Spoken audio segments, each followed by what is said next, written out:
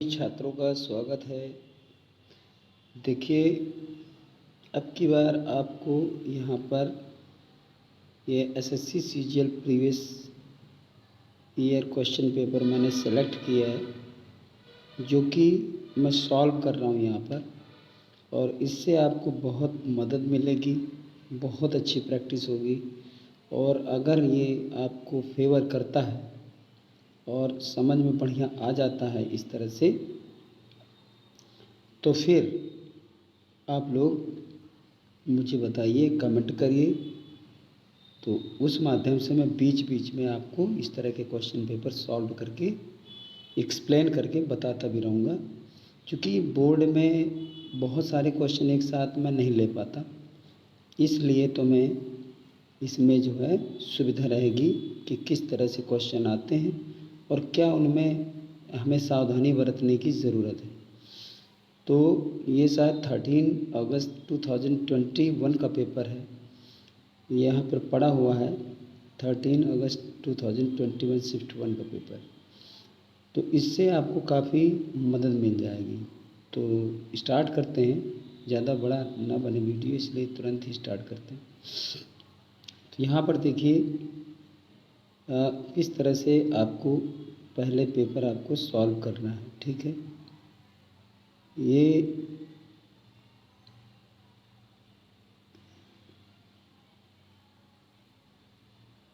जैसे लिखा, select the option that expresses the given sentence in passive voice.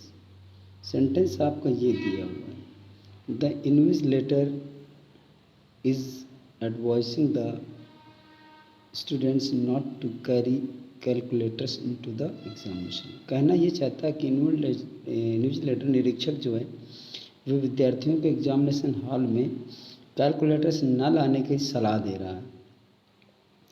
तो अब यहाँ पर क्या है कि हमें ये ध्यान देना है कि इसके ऑप्शन क्या हैं। तो इसके ऑप्शन जो है वो ऑप्शन होगा आपका, यहाँ पे ये दिया हुआ है।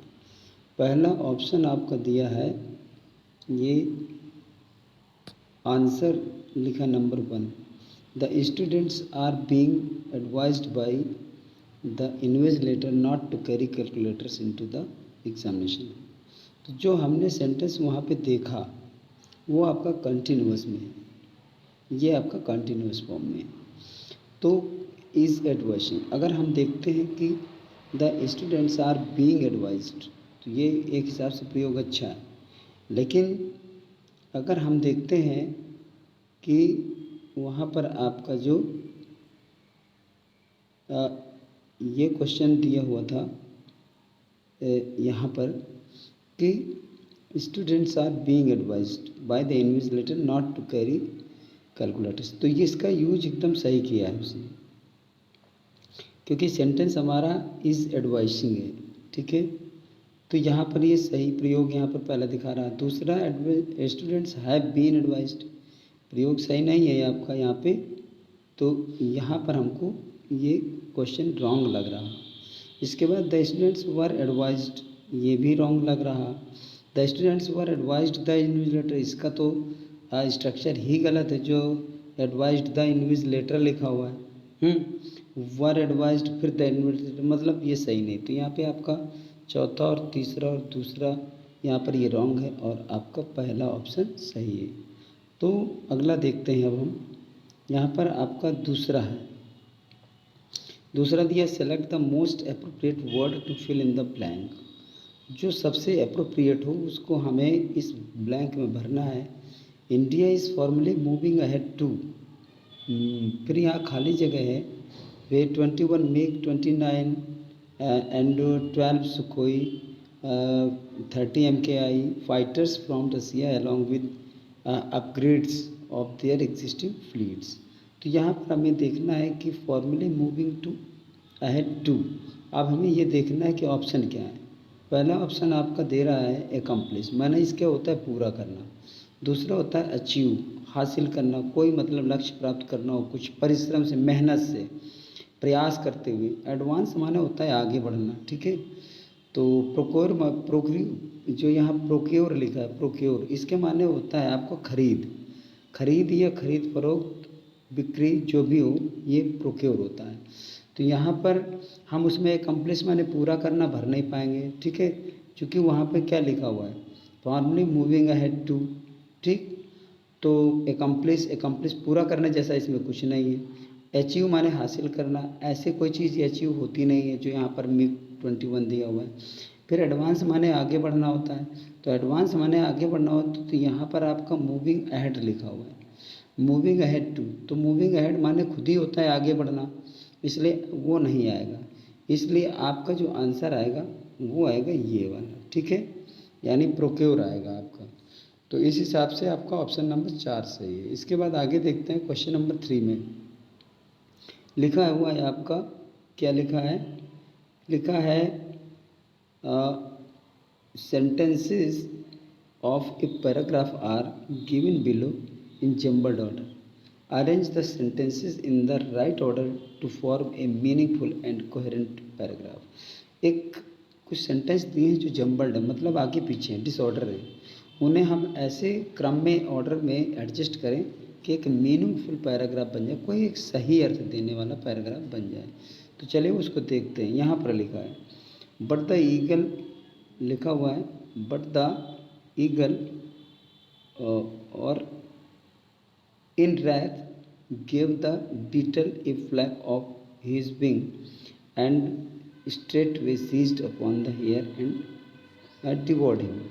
इसका मतलब हो गया कि ईगल, लेकिन ईगल ने क्रोध में आकर के बीटल को अपने पंखों से प्रहार किया और सीधे खरगोश पर झपटा और उसे ले गया। The beetle therefore interceded with the eagle, begging of him not to kill the poor suppliant and pleaded with him not to kill so small an animal. इसका मतलब बी नंबर का ये हुआ कि इसलिए बीटल जो है ईगल से विनम्रता करता पर निवेदन करता है कि वो उस गरीब याचक को ना मारे, और ये भी आग्रह करता है कि छोटे छोटे इतने छोटे प्राणियों को मारना ठीक नहीं है। सी नंबर ऑप्शन में दिया है when the eagle flew away the beetle flew after him to learn where his nest was. जब ईगल उड़ गया तो बीटल उसके पीछे उड़ा, ये जानने के लिए उसका घोंसला कहाँ था। A hare being pursued by an eagle took himself for refuge to the nest of a beetle whom he begged to save him। तो यहाँ पर क्या है कि एक बाज के द्वारा खरगोश का पीछा किए जाने पर खरगोश उसने एक बीटल के घोंसले पर जाकर शरण लेने के लिए वहाँ पर गया, whom he begged to save him, जिसने उसको बचाने का निवेदन किया। तो अब यहाँ पर हम देखते हैं कि चार ऑप्शन में क्रम कौन सा रहेगा। क्रम यहाँ पर आपका आएगा पहले डी का, क्योंकि यहाँ पर पहले ये है कि खरगोश का ईगल के द्वारा पीछा किया जाता है और वो रिफ्यूज माने शरण होता है, शरण लेने के लिए बीटल के नेस्ट पे जाता है जहाँ पर वो उसे बचाने के लिए आग्रह करता है। फिर इसके बाद क्या हुआ था है कि फिर इसके बाद यहाँ आपका आएगा ऑप्शन नंबर, फिर आएगा B the beetle therefore interceded the eagle. जब यहाँ पर ये आएगा तो इसका मतलब हो जाएगा कि जब वो खरगोश उसके बीटल के पास जाता है तो वो ईगल से निवेदन करता है कि ऐसे छोटे छोटे प्राणियों को ना मारे। तो इसमें हुआ क्या, इसमें हुआ ये कि फिर ईगल ने क्या किया, क्रोध में आकर बीटल पर झपटा और खरगोश को सीज किया, यानी पकड़ लिया, और उसके बाद उसको क्या किया, उसको लेकर चला गया। तो फिर यहाँ पर आता है आपका ये number, C number, when the eagle flew away the beetle flew after him to. मतलब फिर जब ईगल उसको लेके चला गया खरगोश को, तो बीटल उसके पीछे गया कि उसका जो है नेस्ट कहाँ पर है, शायद वहाँ पर मैं जाकर बचा सकूँ। फिलहाल तो इसका ऑप्शन बना जा कर के आपका, पहले आपका बना डी, फिर बना आपका बी, फिर बना ए और फिर बना सी। तो डी बी ए सी। अब ये ऑप्शन में देख लेते हैं कहाँ पर है, डी बी ए सी। डी बी ए सी आपका ए सी डी बी है, डी सी ए बी है और आपका सी बी ए डी है, तो आपका डी बी ए सी ये बना। तो आपका ऑप्शन सही है चौथा, इसलिए यहाँ पर आपको 4 नंबर क्लिक करना है और आपका ऑप्शन सही है। नेक्स्ट है चौथा, select the most appropriate meaning of the given idiom, bank for the buck. ये जो आपका ईडियम है वो आपका लिखा हुआ है बैंक फॉर द बक, मतलब यहाँ पर क्या है, बैंग माने होता है वैसे धमाका, बक माने हिरन होता है, लेकिन अब यहाँ पर हम इसको ऐसे डायरेक्ट मीनिंग करके नहीं करेंगे। ये आपकी जो मीनिंग रहेगी, ये रहेगी आपकी मोर वैल्यू फॉर मनी। ये आपका ऑप्शन सही है। अब इसको हमें याद करने के तरीके को भले हम बदल लें अपने हिसाब से। किसी बैंक फॉर द बक लिखा हुआ है तो बक माने हिरन होता है। आप ये समझो हिरन एक सोने का हिरन, कभी रामायण में आपने पढ़ा है। तो बैंक माने धमाका, तो मतलब सोने का हिरन, सोना एक मनी हो गया, धन हो गया, उसके लिए धमाका करना, मतलब किसी धन या बहुत ही कीमती वस्तु के पीछे आप मतलब कोई हमला करें तो बैंक फॉर द बंक। तो मतलब वहाँ पर यही आप समझो कि मोर वैल्यू फॉर मनी, अर्थात धन का बहुत ज़्यादा महत्व देना। तो इस जरिए आप ट्रिक के जरिए इसको याद रख सकते हो। बाकी इसका दूसरा ऑप्शन सही है। इसके बाद लिखा हुआ है, यहाँ पर आपको करना क्या है, यहाँ पर है आपका select the option that expresses the given sentence in indirect speech. मतलब इनडायरेक्ट स्पीच में इस सेंटेंस को जो आप देख रहे हो इसको बनाना है। तो यहाँ पर इनडायरेक्ट स्पीच में आप ये बना के रखेंगे तो आगे ऑप्शन मिल जाएगा। यहाँ पर देखिए everything is going to be all right, सब कुछ सही होने जा रहा है, सेड द डॉक्टर। तो हमें यहाँ पर क्या बनाना होता है, the doctor said that everything was going to be all right. अगर हम बना लेते हैं तो इसका ऑप्शन तुरंत मिल जाएगा। The doctor said that everything are going, तो यहाँ पर क्या है, आर गोइंग है, इसलिए ये ऑप्शन रॉन्ग है। The doctor said that everything will be आया हुआ इसलिए रॉन्ग है। The doctor said that everything was going to be all right, ये हमको सही मिला। चौथा देख लेते हैं, the doctor said that everything is going, ये तो सेम दे दिया उसने, इसलिए ये ऑप्शन आपका तीसरा नंबर सही है और ये वाला आपको बाकी रॉन्ग है। तो इसके बाद आगे चलते हैं। क्वेश्चन नंबर 6 है, सेलेक्ट लिखा है, select the most appropriate synonym of the given word. ये जो जेनरिक लिखा हुआ है इसका आपको सिनोनिम देना है। तो सिनोनिम देने के लिए पहले हमको ये देखना है कि इसकी मीन्स होता क्या है। जो जेनरिक है इसके ऑप्शन ये दिए हुए हैं। यहाँ पर दिया हुआ है आपका स्पेसिफिक दिया हुआ है, स्पेसिफिक और डेफिनेट दिया है, यूनिवर्सल दिया है और प्रिसाइज दिया है। तो यहाँ पर हमको जेनरिक मीन आना चाहिए। जेनरिक मीन होता है वैसे जनरल मतलब आम, अर्थात यहाँ पर सामान्य होता है जेनरिक मीन, और ये भी कह सकते हो कि व्यापक भी कह सकते हो। तो जब हम व्यापक के अर्थ में इसको लेंगे तो आपका ऑप्शन सही जाएगा यूनिवर्सल, क्योंकि स्पेसिफिक माने होता है स्थायी, डेफिनेट माने निश्चित, और यहाँ पर यूनिवर्सल माने होता है आपका सामान्य या व्यापक। तो इसलिए आपका जाएगा तीसरा नंबर। इसके बाद तीसरा सही है इसमें। इसके बाद है 7वां question, select the most appropriate meaning of the given idiom. अब यहाँ पर आप देख रहे हो कि लिखा हुआ रेज द बार, ये रेज द बार लिखा, इसका इडियम क्या होता है। अब यहाँ पर हम इसमें देख लेते हैं ऑप्शन क्या है, टू ग्रो टालर, मतलब लंबाई बढ़ रही है यानी कि लंबा होना, ठीक, और टू सेट हायर गोल्स, बड़े बड़े लक्ष्य बनाना, और टू विन ए कंपटीशन, एक कंपटीशन जीतना, और टू रेज द प्राइस, कीमत बढ़ाना। तो यहाँ पर जो उसका होता है इसके सेंस में क्या होता है, इसमें जो लिखा हुआ है आपका, इसका रेज द बार, बार माने कई मीनिंग होती हैं। हम वैसे ये नहीं कहते कि डायरेक्ट आप मीनिंग के जरिए आप इसको समझ लें, लेकिन इसमें होता ये है कि थोड़ा बहुत आपको क्लू मिल जाता है। रेज माने उठाना होता है, बार माने होता है, बार से बनता बैरियर यानी बाधा या रुकावट, कोई चैलेंज। बार माने वकालत करना होता है, बार से बैरियर बनता है, और बार से कोई दुकान जैसे सैलून बार या बियर बार ऐसे करके दुकान भी होता है। तो यहाँ पर आपको, और बार माने छोड़ना भी होता है, बैरिंग, ये पार्टिसिपल प्रीपोजिशन की तरह भी काम करता है।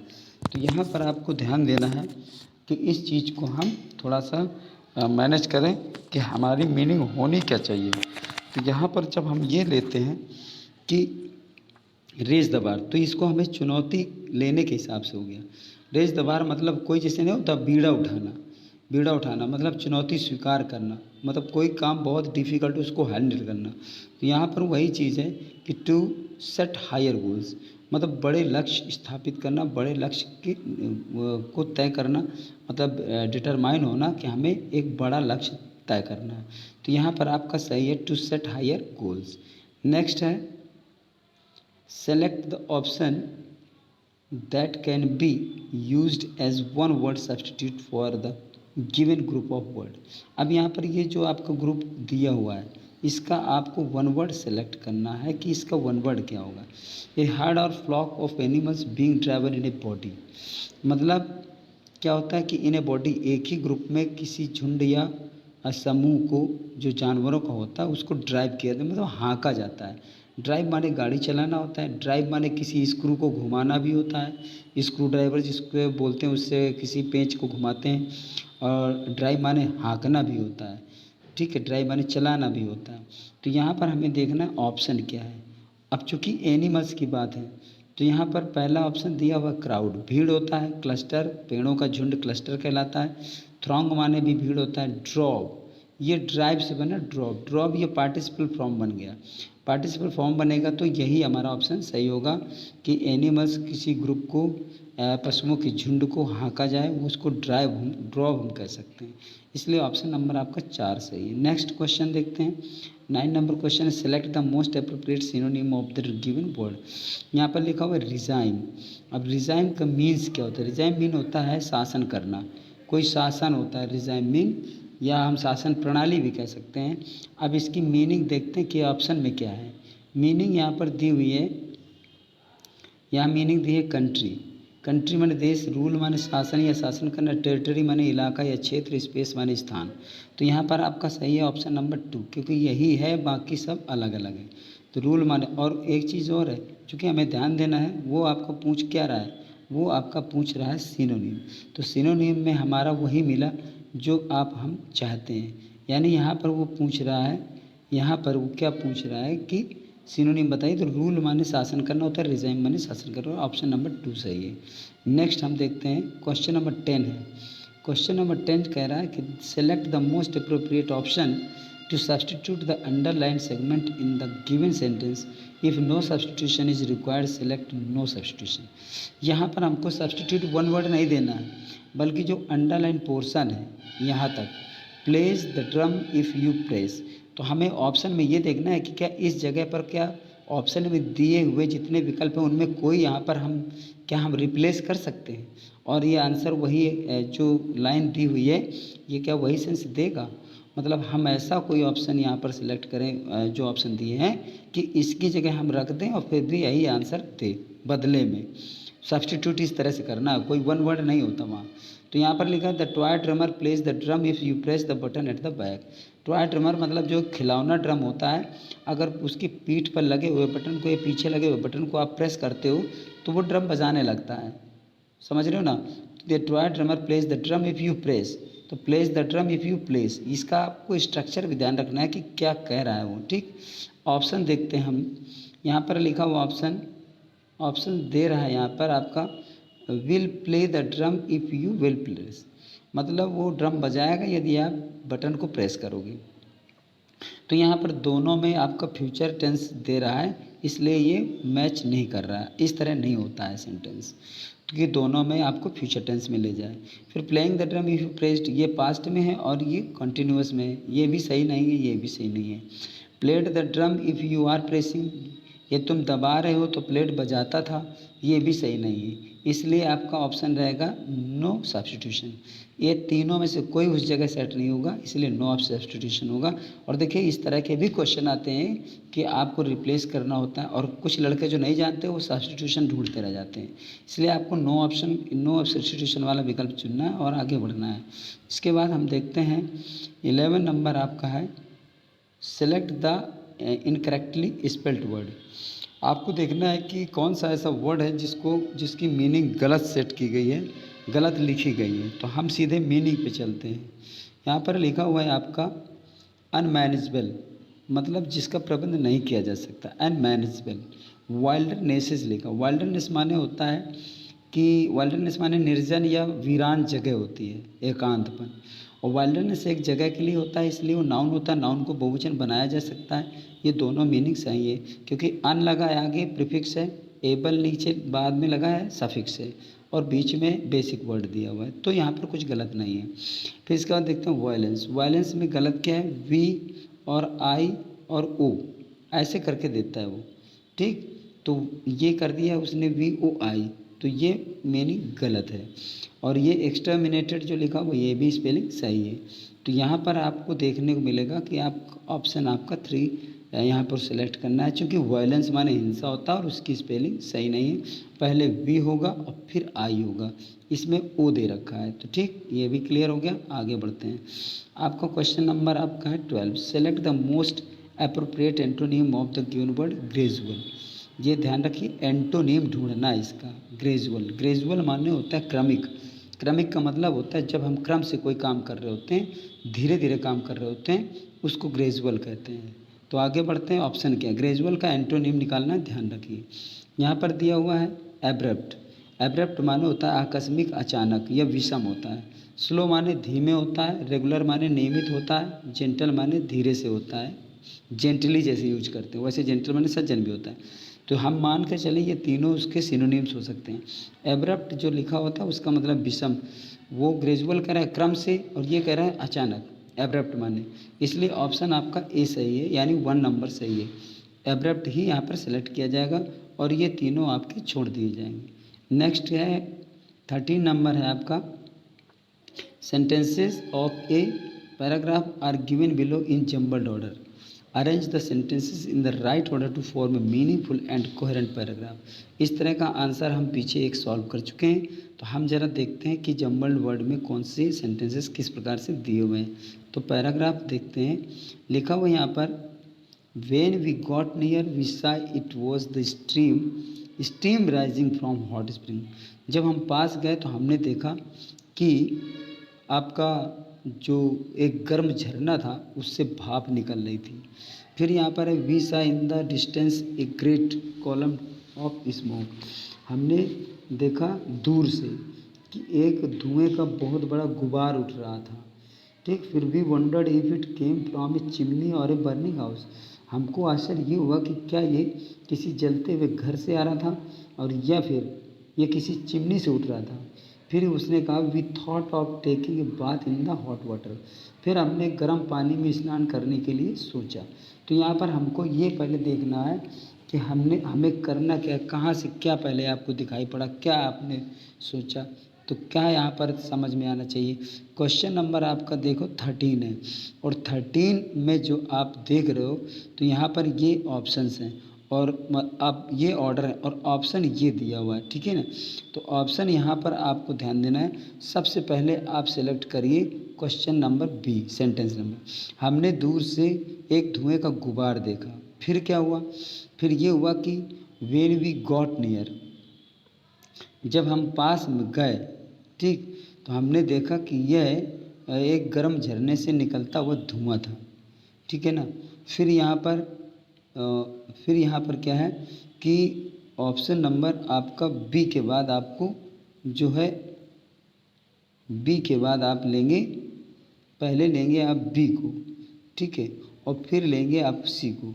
हमको आश्चर्य हुआ कि क्या ये किसी जलते हुए घर से या चिमनी से निकल रहा था। फिर आप ए नंबर लेंगे। ए नंबर में लेंगे कि जब हम पास गए तो हमने देखा कि गर्म झरने का एक भाप निकल रहा था। फिर आपने प्लान बनाया कि लाओ गर्म पानी में हम नहा लें। तो ऑप्शन पहले बी, सी, ए और डी।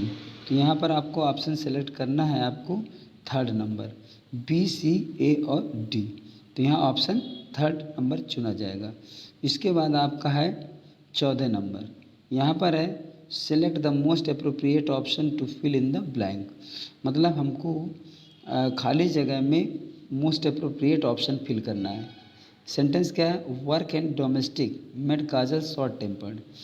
अब यहाँ पर ऑप्शन पहले देख लें क्या दिए हुए हैं। यहाँ पर ऑप्शन दिया प्रेशर्स यानी दबाव, वेट्स माने वजन यानी भार, ग्रेविटीज माने गुरुत्वाकर्षण बल जो नीचे को लगता है, फोर्सेस माने भी बल हो गया, ठीक है। हर प्रकार के बल होते हैं, मस्कुलर फोर्स होता है, ग्रेविटेशनल फोर्स होता है, ठीक है ना, मैकेनिकल फोर्स होता है, ऐसे बहुत सारे फोर्सेस होते हैं। तो यहाँ पर आपको देखना है कि वो डोमेस्टिक यूज किए हैं कि काम और घरेलू दबाव।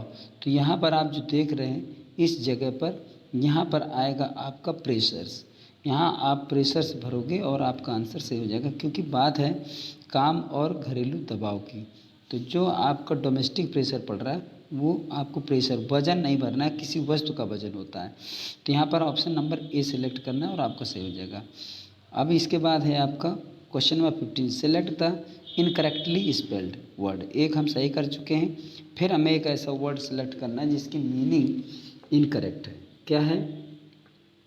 यहाँ पर आप देखिए कि ये पीसफुल लिखा है, ये क्रिएचर लिखा है, ये स्पेसिफाइड लिखा है, ये डिक्रीज लिखा है। डिक्रीज माने कम होना, स्पेसिफाइड माने होता है निश्चित करना, स्थायी बनाना, क्रिएचर माने प्राणी होता है।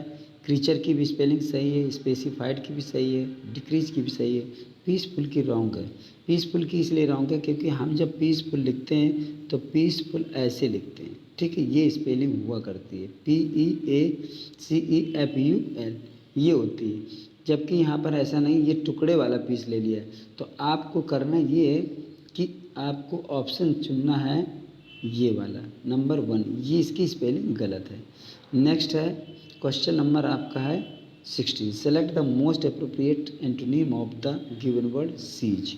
सीज माने होता है कब्जा करना, घेरा डालना, पकड़ना, ठीक। और आपको लेना है इसका एंटोनिम, इसका उल्टी मीनिंग लेनी है। तो यहाँ पर हमको ध्यान देना है कि होगा क्या। तो यहाँ पर हम देखते हैं ऑप्शन। ऑप्शन देखिए क्या दिया हुआ है। ऑप्शन दिए ग्रैब। ग्रैब माने भी होता है हथियाना या पकड़ना। कैच माने होता है पकड़ना। स्नैच माने छीनना होता है हाथ से। तो ये सब हम उसके ऑप्शन समझ सकते हैं, अर्थात सिनोनिम समझ सकते हैं। ये तीनों उसके सिनोनिम्स हैं। उसका एंटोनिम क्या है? लूजन। सीज माने जब्त करना, लूज माने क्या होता है? फ्री करना, यानी ढीला कर देना, यानी छोड़ देना। इसलिए यहाँ पर आपका ऑप्शन नंबर 4 सही है। इसके बाद नेक्स्ट क्वेश्चन है आपका, next question 17, the following sentence has been divided into parts. नीचे लिखा जो सेंटेंस है वो कई भागों में विभाजित किया गया है। One of them contains an error. उनमें से जो एक है उनमें एरर है। Select the part that contains the error from the given option. तो आपको ये देखना है कि एरर कौन से पार्ट में है। चलिए सीधे सेंटेंस पे चलते हैं। यहाँ सेंटेंस लिखा है you must avoid riding in a crowded बस। आपको भीड़ भाड़ वाली बस में सवारी करने से अवश्य बचना चाहिए।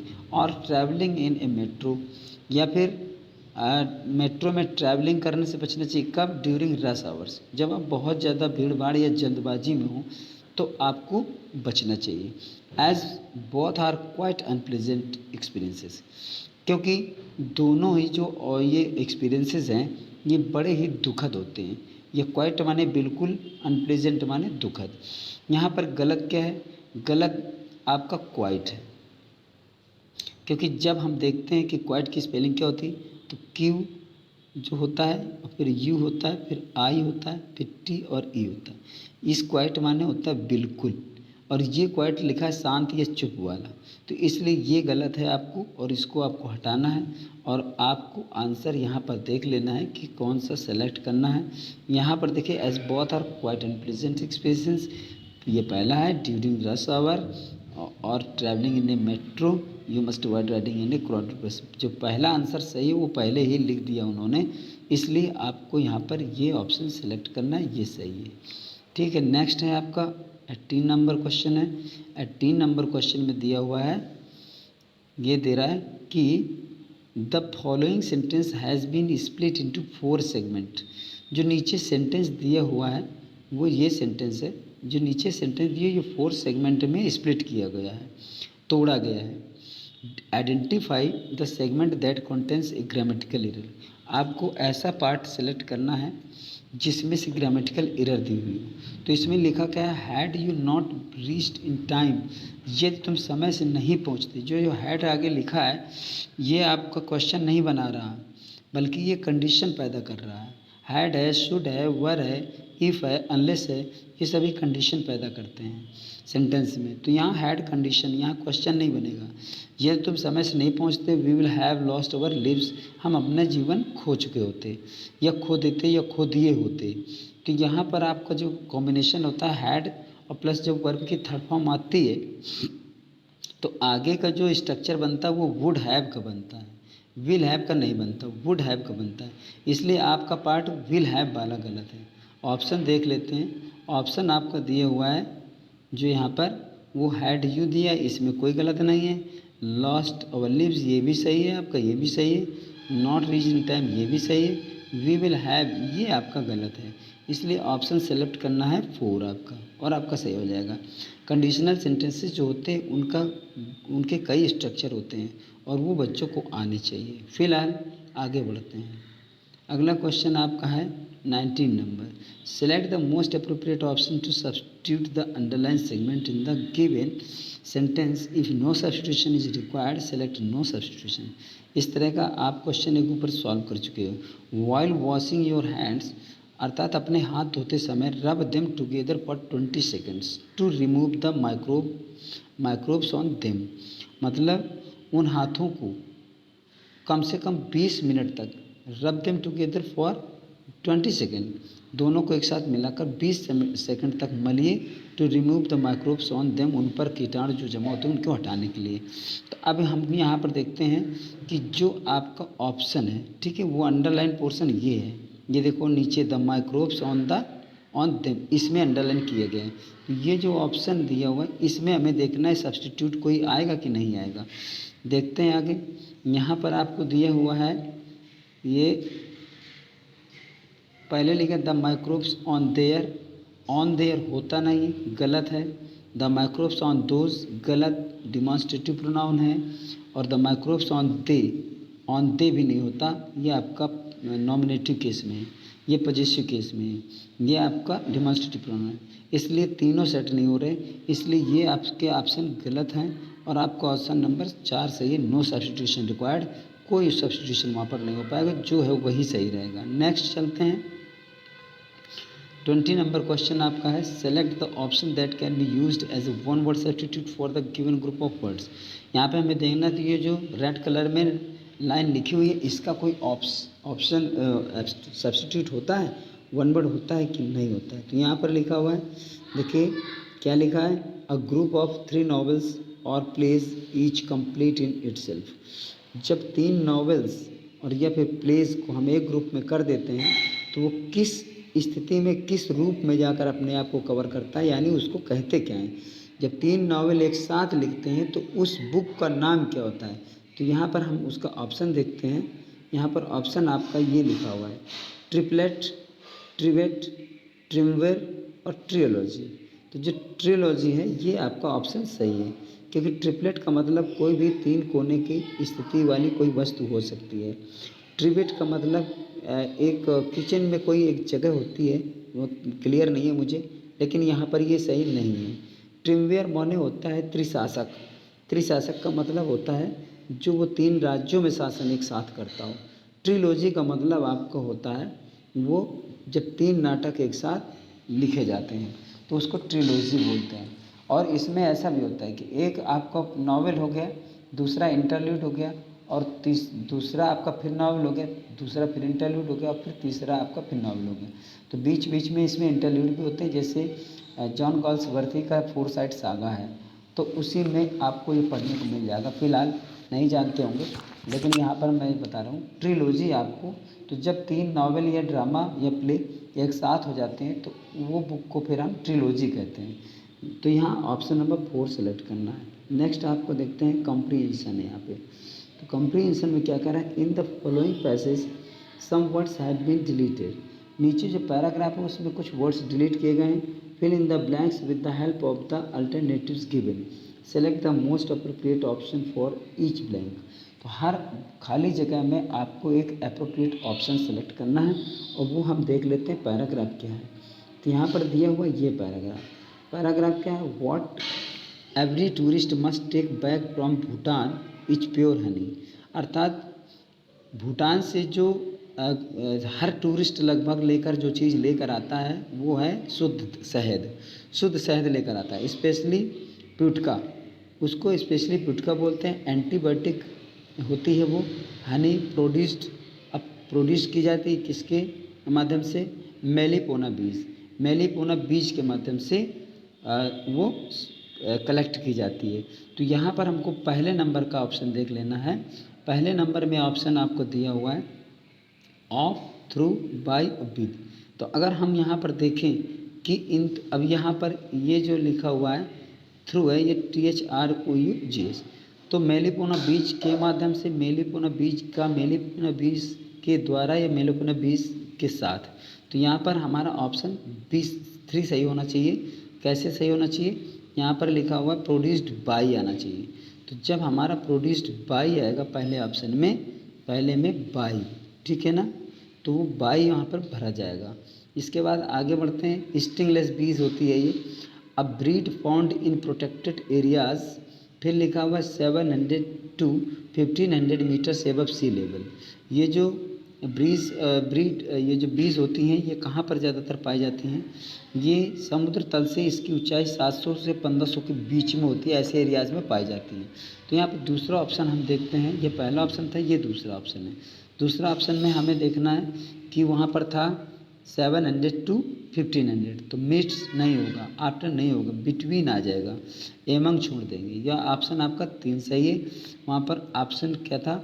ऑप्शन इस तरह से दिया हुआ था यहाँ पर ब्लैंक के एरियाज़ बिटवीन 700 to 1500 मीटर्स, 700 से 1500 मीटर के बीच वाले एरिया में ये लोग समुद्र तल की ऊंचाई में रहते हैं।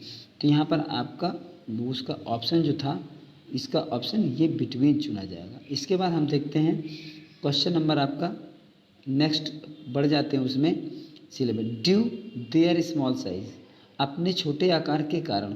तो बच्चे सभी जानते होंगे कि ड्यू, यहाँ ऑप्शन देखते हैं, यहाँ पर ऑप्शन आपका है, ये ऑप्शन है 23rd में। यहाँ पर हमें ड्यू फॉर होता नहीं, ड्यू एट होता नहीं, ड्यू टू होता है, ठीक है, ड्यू ऑफ होता नहीं। तो ये आपका पहला गलत, दूसरा गलत और ये गलत चौथा। तो ये आपका क्वेश्चन नंबर ऑप्शन नंबर 3 सही है, ड्यू टू। अब यहाँ पर देख लेते हैं ड्यू टू में, due to their small size, बिल्कुल सही है। अपने छोटे आकार के कारण they can get larger nutrients, मतलब बड़ी मात्रा में वो न्यूट्रिएंट्स ले सकते हैं। और रेगुलर हनी बीज, जो रेगुलर हनी बीज होती हैं उनकी तुलना में लार्जर कंपैरेटिव डिग्री है। कंपैरेटिव डिग्री के साथ में चौथे नंबर पे क्या आता है, यहाँ पे देखते हैं, यहाँ पर आपका देन लिखा है, गलत है। यहाँ पे देन लिखा है, सही है। दो आएगा नहीं और एंड आएगा नहीं। तो इतना हमें पता चल जाता है कि लार्जर है तो देन ही आएगा। ये देन तो फालतू लिखा हुआ, वो गलत ही है, उसका कोई मतलब नहीं। तो ऑप्शन नंबर यहाँ 2 सेलेक्ट करना है। इसके बाद हमको देखना है नेक्स्ट ब्लैंक क्या हुआ, यहाँ पर फिर है इट हैज़ ए टैंगी सोर टेस्ट एंड कैन, फिर लिखा your sore throat in a matter of minutes, मतलब कुछ ही मिनटों में ये आपके जो आपका गला दर्द कर रहा हो, पीड़ा कर रहा हो, सोर थ्रोट या आपका दुख रहा हो, सूजन हो या घाव हो गया अंदर से कुछ थोड़ा बहुत, तो उसको क्या करता है ये, इट हैज़ ए टैंगी सोर, अर्थात ये कुछ खट्टे टेस्ट का होता है। तो एंड कैन मतलब ये आराम पहुंचा सकता है आपके दर्द भरे गले में या जो गला दर्द कर रहा है उसमें। तो ऑप्शन देखते हैं सही क्या है। यहाँ पर आपका ऑप्शन पहुँचेगा, ये आपका 25वां आ गया। तो यहाँ पर आपका पेसिफाई माने स्थापित करता है, अपीज माने सुखी करना या मनाना होता है, सूद माने आराम पहुँचाना होता है, काम माने किसी को शांत करना होता है, किसी फीलिंग्स को, उद्वेलित भावनाएं हों उनको, क्रोध को वगैरह को शांत करना होता है। लेकिन यहाँ पर सूद कर रिलीफ देना होता है, आराम पहुँचाना होता है। इसलिए आप 25 में जो आपको कॉलम खाली था वहाँ पर भरा जाएगा सूद। सूद माने होता है आराम पहुँचाना। तो इस तरह से आपके 25 क्वेश्चन मैंने सेलेक्ट किए और ये 25 क्वेश्चन आपको सॉल्व भी किए और बताया भी, रीज़न भी बताया, एक्सप्लेन भी किया। तो इनको जाकर के आप देखिए, समझिए और मुझे एक ये बात ज़रूर बताइए कि मतलब वो आपके मतलब फेवर में है और या फिर नहीं है। अगर फेवर में है ये वीडियो कि इस तरह से हमें सर प्रैक्टिस कराई जाए या कराते रहना चाहिए, तो मैं इसी तरह के वीडियो कुछ बीच बीच में अपलोड करूँगा जिससे आपको प्रिपरेशन में मदद मिलेगी।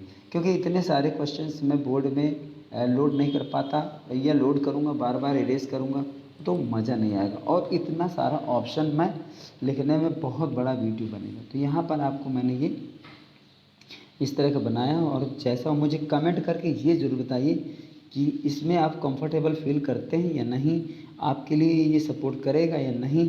क्योंकि अगर करेगा तो मैं और अपलोड करूँगा, और नहीं अगर करता है, आपको प्रॉब्लम होती है, तो फिर मैं उसको देखता हूँ, फिर बोर्ड पर ही कुछ करूँगा। वैसे जो डिटेल्स है पढ़ाई, डिटेल्ड स्टडी जो है, रूल्स वगैरह है, पार्ट्स ऑफ स्पीच, वो सब आपको वीडियो में बोर्ड के माध्यम से मिलेगी। ये सिर्फ आपको क्वेश्चन पेपर या एक्सरसाइजेस प्रैक्टिस के लिए है, जिसमें ज़्यादा से ज़्यादा क्वेश्चन मैं लेकर के इस तरह समझा सकता हूँ। तो जैसा भी हो बताइए। सभी बच्चों को शुभकामनाएं, ढेर सारा प्यार, और सब बच्चों के लिए मैं बिल्कुल आशीर्वाद की कामना रखते हुए सभी को थैंक यू बोलता हूँ।